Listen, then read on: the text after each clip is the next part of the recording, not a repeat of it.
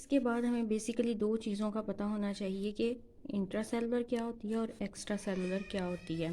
Basically ये cell है, जैसे कि मैंने यहाँ पे पहले बताया था कि ये सेल है और इसके बाहर जो है वो डिफरेंट एक ऑर्गेनिज्म है, उसके अंदर डिफरेंट सेल्स हैं, मल्टी सेलुलर है ना। तो यहाँ पे एक सेल है और ये बाहर का उसका इन्वायरमेंट है। तो उन्होंने कहा कि सेल का जो अंदर का इन्वायरमेंट होता है, ये सारा सेल के अंदर का इन्वायरमेंट, उसको बोलते हैं इंट्रा सेलुलर,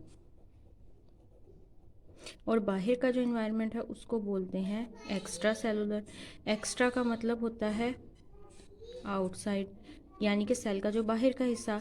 इंट्रा का मतलब होता है इनसाइड, यानी सेल का जो अंदर का हिस्सा।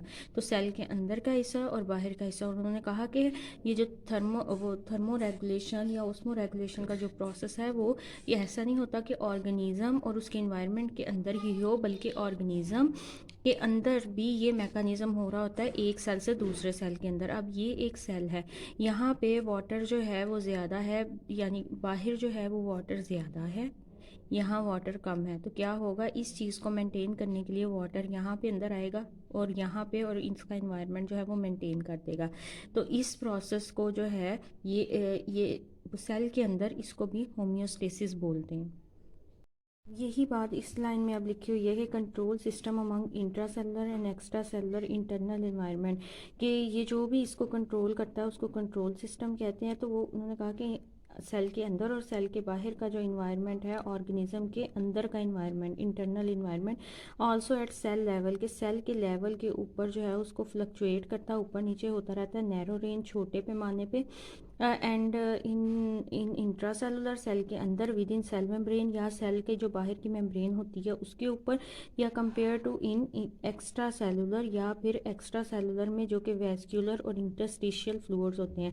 इंटरस्टिशियल फ्लूइड्स वो होते हैं जो कि सेल के साथ साथ बिल्कुल जो है वो फ्लूइड होता है, फ्लूइड फिल्ड कैविटीज़ होती हैं, स्पेसिस होती हैं, तो उनको बोलते हैं। अब उन्होंने कहा कि here in addition to solute and water, अगर हम वाटर और सोल्यूट के अलावा बात करें तो वेरियस एसेंशियल मेटाबोलाइट्स और hormones are kept in required range, कि जो एसेंशियल मेटाबोलाइट्स या हार्मोन है उनको भी एक रिक्वायर रेंज में रखा जाता है। जैसे कि हार्मोन है, अब आप लोगों ने देखा होगा कि अक्सर हमारे हार्मोनल इम्बैलेंस, डॉक्टर कह देते हैं कि हार्मोनल इम्बैलेंस है जिसकी वजह से ये प्रॉब्लम्स हो रही हैं।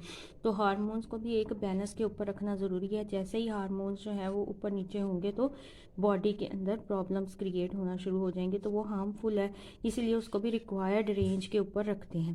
फिर उन्होंने कहा कि homeostasis does not mean to keep a fixed internal environment. Homeostasis का मतलब ये नहीं कि एक फिक्स्ड इंटरनल इन्वायरमेंट रहेगा, बल्कि as changes maintain within a specific range, और चेंजेस जो है वो उसको स्पेसिफिक रेंज में रखा जाता है, necessary for normal body functions, कि जो कि नॉर्मल बॉडी फंक्शन के लिए ज़रूरी है। अब ये ज़रूरी नहीं है कि सेल का जो इन्वायरमेंट है वो एक कांस्टेंट रहेगा, कि इससे ऊपर नीचे हो ही नहीं सकता। अब जब फीवर होता है बॉडी में तो हमारी बॉडी का टेम्परेचर 37 से हाई हो जाता है, तो इसका मतलब है कि बॉडी का स्पेसिफिक रेंज के अंदर होना ज़रूरी है, कि इतनी रेंज टॉलरेबल है, इससे ज़्यादा पे जाएगा तो फिर वो नुकसानदेह है।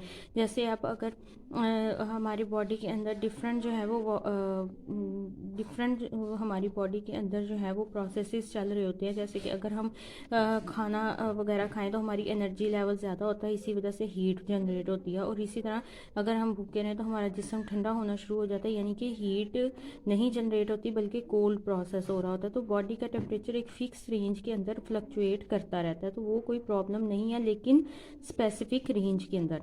अब उसने कहा फॉर एग्जांपल वाटर अवेलेबिलिटी में fluctuate tremendously for the organism in external environment, कि ये जो वाटर की अवेलेबिलिटी है ये भी ऊपर नीचे हो सकती है। अब कुछ लोग जो हैं वो सहराई इलाकों में रहते हैं, तो वहाँ पे वाटर की अवेलेबिलिटी डिफरेंट है, जबकि यहाँ पे वाटर की अवेलेबिलिटी डिफरेंट है।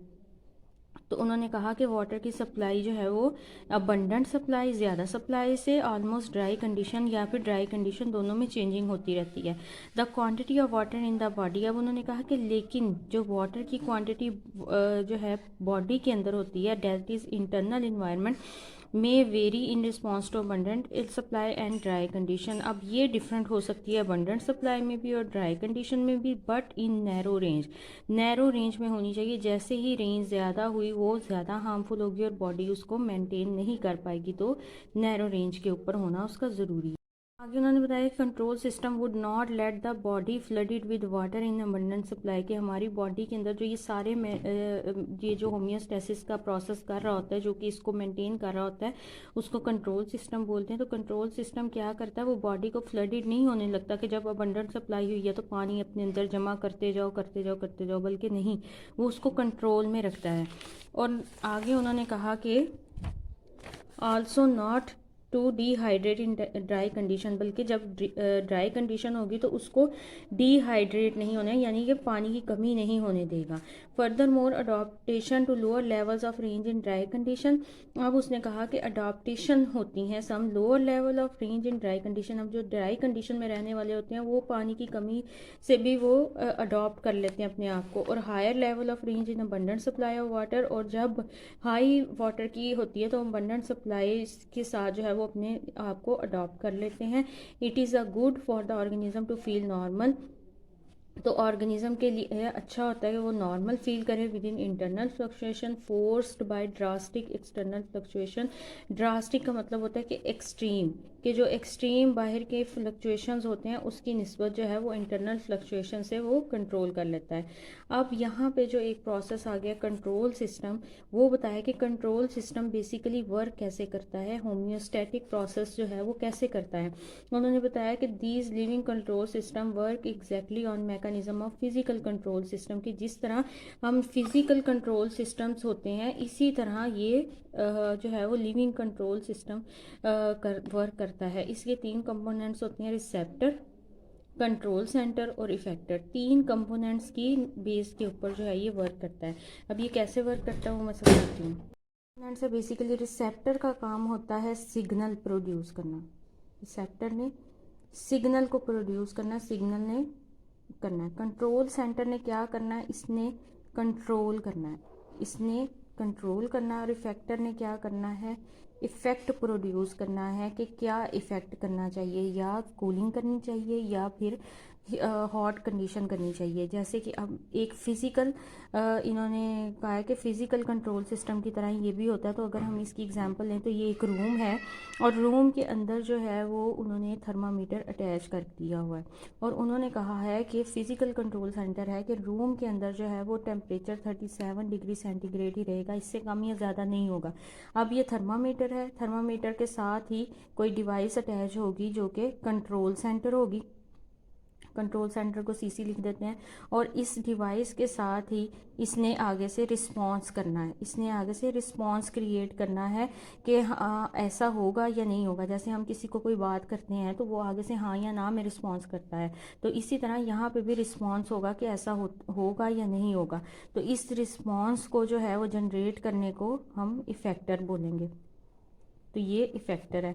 अब एक कमरे में टेम्परेचर 37 डिग्री सेंटीग्रेड है, जैसे ही टेम्परेचर का रेंज जो है वो हाई हुआ 40 डिग्री सेंटीग्रेड पे गया, इसने डिटेक्ट कर लेना है। तो ये इसने जब डिटेक्ट करना है तो ये क्या करेगा, ये सिग्नल भेजेगा। तो पहला हो गया, पहला ये वाला स्टेप पूरा हो गया कि इसने सिग्नल भेजा।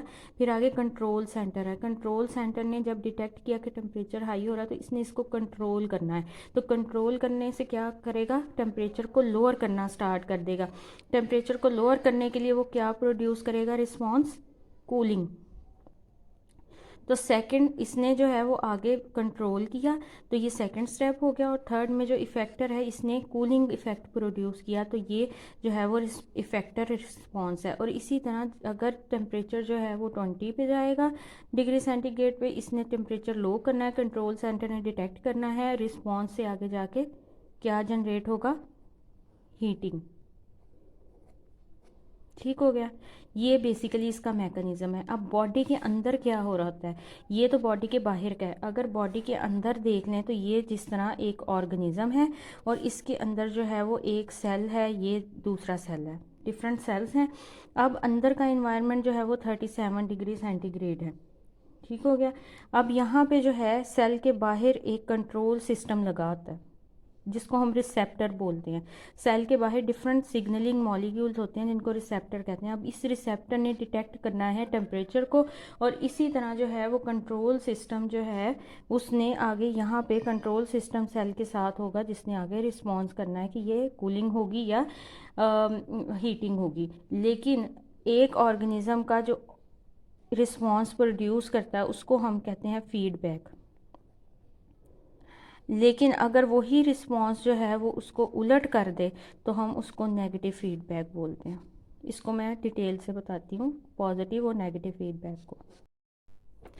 अच्छा जी, अब यहाँ तक तो मैंने बता दिया। अब आगे लिखा हुआ है कि फिजिकल कंट्रोल सिस्टम में क्या होता है कि टेम्परेचर कंट्रोल सिस्टम की उन्होंने एग्जांपल ली है कि एक सेंसर होता है, सेंसर यानी कि थर्मामीटर है जो सिग्नल जनरेट करता है, और monitor temperature change from a set point, कि वो सेट पॉइंट एक टेम्परेचर का यानी 37 होता है, वहाँ से मॉनिटर करता रहता है कि टेम्परेचर चेंज होता है। जैसे ही टेम्परेचर चेंज होगा सेट पॉइंट से तो सिग्नल करेगा टू कंट्रोल सेंटर की तरफ टू टेक एक्शन, कि वो एक्शन ले by switching on heater, heater को स्विच ऑन करना है अगर तो कूलिंग होगी, और कूलिंग यूनिट अगर तो हीट जनरेट हो रही होगी तो फिर वो कूलिंग करेगा। In response to drop, drop condition किस में होगी, हीटिंग की केस में, और राइज कंडीशन किस में होगी, कूलिंग के केस में। In the temperature compare to set point, के सेट पॉइंट से ऊपर या नीचे। अब उन्होंने लिखा है कि similar to in living system, अब लिविंग सिस्टम में भी इसी तरह एक सेट पॉइंट होता है कि in temperature regulated endothermic animal, endothermic animals वो होते हैं जो कि अपना इंटरनल टेम्परेचर जो है मेंटेन करके रखते हैं, जैसे कि मैमल्स हैं, हमारी बॉडी का टेम्परेचर जो है वो मेंटेन रहता है, बर्ड्स हैं। अब आगे उन्होंने लिखा है कि द रिसेप्टर सेंसर, यानी कि रिसेप्टर जो कि सेंस करके सिग्नल करता है, वो डिटेक्ट करता है टेम्परेचर चेंज को, of for example of increase and signal to control centre, अगर इंक्रीज हुआ है तो वो कंट्रोल सेंटर को सिग्नल भेजेगा फॉर एक्शंस, के एक्शन करे कूलिंग सिस्टम को, एंड वाइस वर्सा, और इसी के ऑपोजिट वाइस वर्सा होता है कि ये जो बताया गया है इसके ऑपोजिट। फिर आगे है डिटेक्शन ऑफ चेंज, के चेंज की को डिटेक्ट करना, एंड सिग्नलिंग, और उसको सिग्नल भेजना फॉर इफेक्टर रिस्पॉन्ड, के रिस्पॉन्स आगे से कोई जनरेट करे इफेक्टर टू कंट्रोल सिस्टम, और कंट्रोल सिस्टम उसको कंट्रोल करे, इसको फीडबैक मैकेनिज्म बोलते हैं। और आगे उन्होंने लिखा है कि in these processes there is an inverse effector response, के इस तरह के प्रोसेस का जो उलट रिस्पॉन्स होता है कि अगर यहाँ पे इन जो इफेक्टर है वो अगर कूलिंग कर रहा है तो अगर वो हीटिंग करने लग जाए, उसके ऑपोजिट चला जाए, तो उसको नेगेटिव फीडबैक बोलते हैं। To change in external environment, फिर एक्सटर्नल इन्वायरमेंट में चेंजिंग आ गया, इस there is generally cooling effector response, जैसे मैंने बताया कि यहाँ पे जनरली कूलिंग अगर रिस्पॉन्स हो रहा है इफेक्टर का, तो अगर वार्म सेंसेस करे एक्सटर्नल इन्वायरमेंट के रिलेटेड, कि अगर गर्मी पैदा करने की कोशिश करे तो उसको फिर नेगेटिव फीडबैक कहा जाता है।